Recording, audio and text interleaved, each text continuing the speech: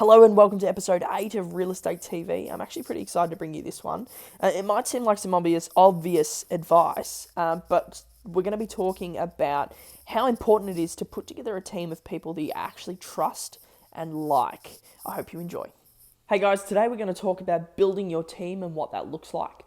So when you're buying a house, it's not an insignificant thing. It's going to take a good chunk of time, especially if you decide to build or buy a townhouse. I mean, we're talking about that could be a 12 to 24 month process, depending on whether you do a townhouse or a build. But realistically, if you're buying established, it's at least 3 months. So I want to talk about building your team, and what I mean by that is all the people that you pick to help you get you through this process.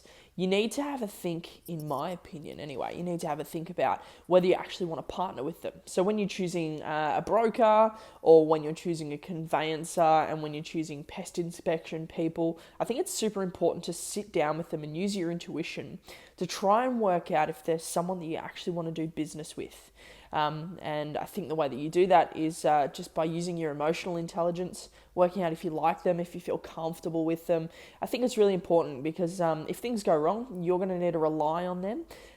So having a good relationship with your conveyancer and your broker, I think it's really key. You need to know that they're going to be able to help you and support you, because it can be a tough process at times. That's why I always like to have a chat with people about building a good team. I think it's key. I think it's probably also worth mentioning that being upfront about any finance or legal issues is definitely worth it. If you have a good relationship with a good team and you're friendly and the dialogue's good and something comes up, but you're prepared for it, it's going to mean that your team is going to be able to perform better. So let's take the example of going for finance and you've got a credit card, but you never use it. Tell your broker about it. There's no point in hiding it, and they're going to be able to help you better by knowing about it sooner.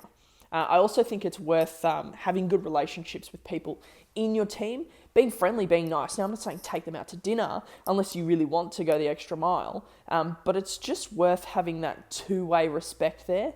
And I think if what you'll find is if things go wrong and you have a great relationship with your broker or your conveyancer, they're going to be more likely to go the extra mile for you.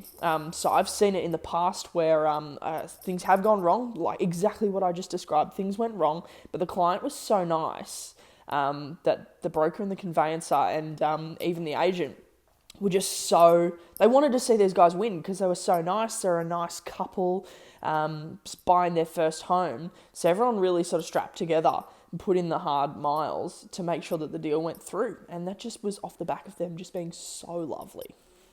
Well, that's it, guys. Thank you so much for watching. If you've got something out of this episode, let me know down below in the comments. It'd be great if you could subscribe as well, because then I can keep you updated. And it would mean the world to me if you could pass it along. Your word of mouth is super important to me. Thanks for watching, guys.